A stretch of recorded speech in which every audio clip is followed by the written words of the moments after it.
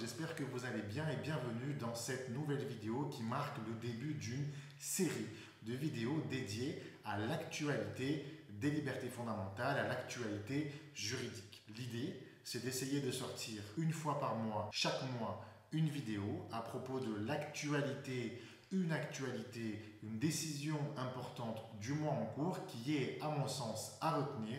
pour votre culture juridique, pour la préparation de l'examen de l'entrée à l'école des avocats pour ceux qui le passent ou pour les autres examens que vous pourriez passer et dans lesquels vous pourriez être amené à être interrogé sur de l'actualité. Le but de cette vidéo, le but de ce concept, si je puis dire, c'est de vous permettre en quelques mots de résumer la portée d'une grande décision, mais cette vidéo n'a pas vocation à remplacer ou en tout cas à devenir une correction, un corrigé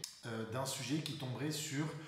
l'actualité dont on parle. C'est-à-dire que je ne vais pas ici faire une vidéo de 15 minutes en conditions réelles qui serait un commentaire de la décision, un commentaire d'une actualité. Le but de la vidéo, c'est donc en quelques petites minutes que vous reteniez la portée de la décision ou de l'actualité dont on est en train de discuter et que vous puissiez la situer dans son environnement juridique, dans un régime juridique, pour que vous puissiez en parler quelques minutes le jour J. Et pour cette première vidéo, on va parler de liberté d'expression et plus précisément de pluralisme et d'indépendance de l'information à l'aide d'une décision rendue par le Conseil d'État le 13 février 2024. Bien sûr, vous retrouverez les références de cette décision en description de cette vidéo et je vous invite à aller consulter et lire de vos propres yeux cette décision pour faire votre propre commentaire et pour être certain d'avoir une analyse exhaustive le jour J si jamais cette décision devient votre sujet d'examen. Alors puisqu'on va parler de pluralisme, il faut qu'on commence par définir ce que c'est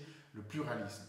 Le pluralisme, tout est dans le mot, si je puis dire, puisqu'il s'agit de permettre à chacun d'entre nous d'avoir accès à toutes les opinions qui sont présentes dans la société sans que ces opinions ne souffrent de censure, sauf à ce qu'elles portent une atteinte excessive à des libertés fondamentales ou à l'ordre public. Le pluralisme, c'est donc l'accès à la pluralité des opinions, la possibilité de la pluralité des expressions. Dans quel but? Eh bien, assurer une pérennité démocratique. Pourquoi? Parce que pour qu'on puisse participer honnêtement et convenablement à la vie de notre démocratie, il faut pour ça que l'expression que l'on porte et que la participation citoyenne qui est la nôtre soit pleinement consentie grâce à l'accès à une information diverse qui va me permettre à moi, citoyen, de choisir ma position. Et donc, vous l'avez compris, ce pluralisme est essentiel à la démocratie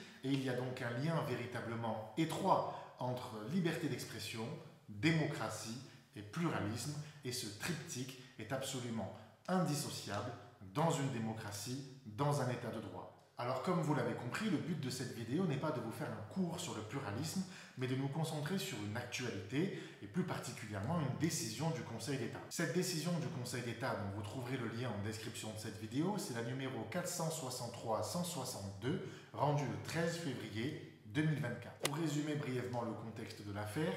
RSF, Reporters sans frontières, avait demandé à l'ARCOM, instance garante de l'indépendance et du pluralisme de l'information, de mettre en demeure la chaîne CNews qui ne respecterait pas cette indépendance et ce pluralisme de l'information. L'ARCOM avait refusé de mettre en demeure la chaîne de télévision puisqu'après analyse, elle avait constaté qu'il n'y avait pas lieu de faire cette mise en demeure. Et la véritable question est quels sont les critères sur lesquels doit se baser l'ARCOM pour décider de mettre en demeure ou pas une chaîne de télévision, ou plus précisément, quels sont les critères que doit utiliser l'ARCOM pour apprécier la réalité de la garantie et du respect de l'indépendance de l'information et du pluralisme de l'information. Et il y a visiblement eu une divergence entre l'ARCOM et le Conseil d'État. Sur quoi repose cette divergence? Eh bien, le Conseil d'État a annulé la décision de l'ARCOM tenant à refuser de mettre en demeure CNews en considérant que l'ARCOM s'était contenté de contrôler le temps de parole de certains protagonistes présents lors d'une seule séquence de télévision,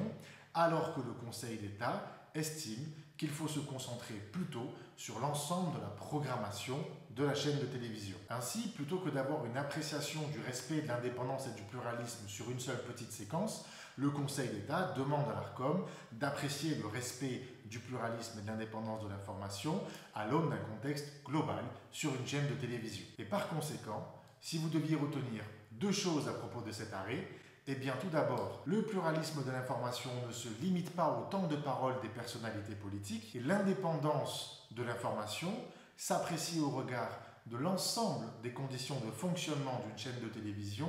et de sa programmation. Alors comment a procédé le Conseil d'État pour en arriver à cette solution? Eh bien, comme vous le ferez demain dans vos copies et dans vos épreuves orales, le Conseil d'État a suivi la méthode du syllogisme. D'abord, il a rappelé que depuis la révision constitutionnelle du 23 juillet 2008, la liberté d'expression et plus particulièrement le pluralisme est inscrite directement dans le corps de la Constitution qui fait mention de l'expression pluraliste des opinions et qui fait référence au pluralisme et à l'indépendance des médias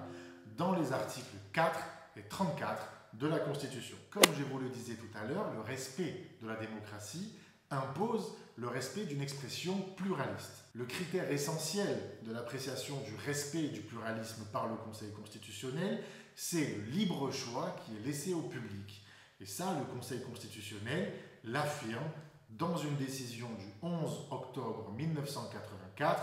dont vous trouverez les références en description. L'exigence du respect du pluralisme dans l'exercice de la liberté de communication est rappelée dans l'article 1er de la loi du 30 septembre 1986 relative à la liberté de communication, et c'est d'ailleurs dans cette loi que le Conseil d'État va puiser l'essentiel des règles de droit qu'il va opposer à l'Arcom. En effet, l'article 3-1 et l'article 13 de la loi que je viens de citer imposent à l'Arcom un rôle de garant du pluralisme et de l'indépendance de l'information. Maintenant que le Conseil d'État a expliqué la règle de droit qu'il va utiliser, il passe à l'analyse factuelle de la situation.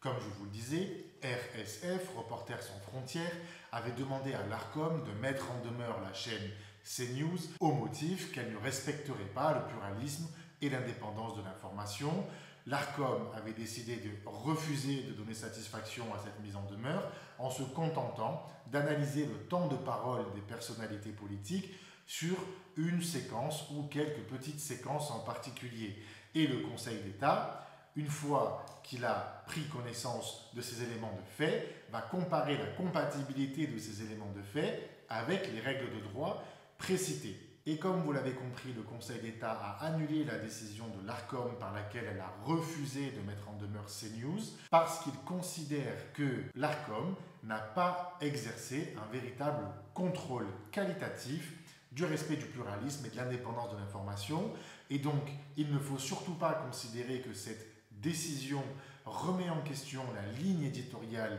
de la chaîne de télévision CNews. Par cette décision, le Conseil d'État ne censure pas la chaîne de télévision. Il explique simplement que pour contrôler le respect du pluralisme et de l'indépendance de l'information, il faut aller au-delà de l'appréciation d'un temps de parole des personnalités politiques sur une séquence donnée et qu'il faut plutôt affiner la grille d'analyse en partant du principe que la pluralité de l'information ne se limite pas à l'appréciation du temps de parole des personnalités politiques et que l'indépendance de l'information s'apprécie au regard des conditions générales de fonctionnement d'une chaîne de télévision et des caractéristiques de sa programmation. Et le Conseil d'État se limite à ça, c'est-à-dire qu'il vient donner les critères nécessaires à l'Arcom pour affiner sa grille d'analyse, mais il précise bien qu'il appartient à l'Arcom d'affiner sa grille d'analyse et de définir sa grille d'analyse du respect de l'indépendance de l'information et du pluralisme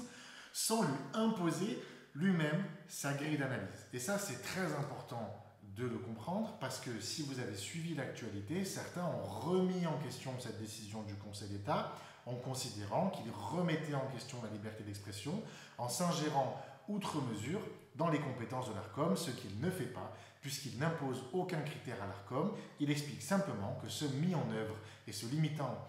au calcul du temps de parole de chaque personnalité politique, eh bien, ce critère-là ne suffit pas à l'appréciation du respect de la garantie, du pluralisme et de l'indépendance de l'information. Alors pour faire simple et pour que vous puissiez en discuter très rapidement en moins de 3 minutes le jour de l'examen, ce que vous devez retenir, c'est que par cette décision du 13 février 2024, le Conseil d'État annule une décision de l'Arcom en considérant que les critères qui ont été déployés pour apprécier le respect du pluralisme et de l'indépendance de l'information ne sont pas suffisants pour s'assurer du respect du pluralisme et de l'indépendance de l'information. Par conséquent, le Conseil d'État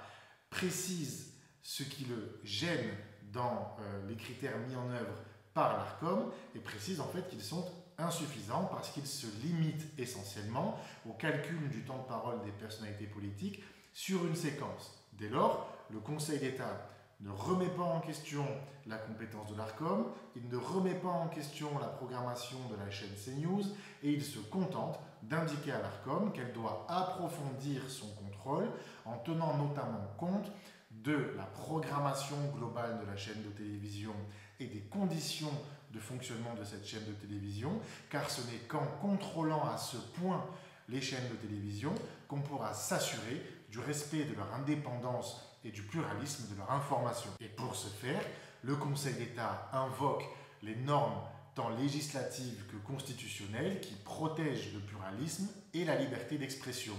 liberté avec laquelle vous devez connecter le sujet si vous tombez dessus le jour J ou si vous devez en parler le jour J. Bien sûr, cette actualité, comme toutes les actualités importantes en matière de liberté fondamentale, seront concentrées dans le fascicule d'actualisation qui est fourni dans la prépa Cap Barreau, qui vous prépare à l'examen d'entrée à l'école des avocats, qui vous prépare au grand oral du CRFPA, et je serai très heureux de vous accompagner dans cette préparation si vous choisissez d'y adhérer. N'oubliez pas, si vous voulez y adhérer, que vous pouvez bénéficier de 25% de réduction grâce au code de réduction présent en description de cette vidéo.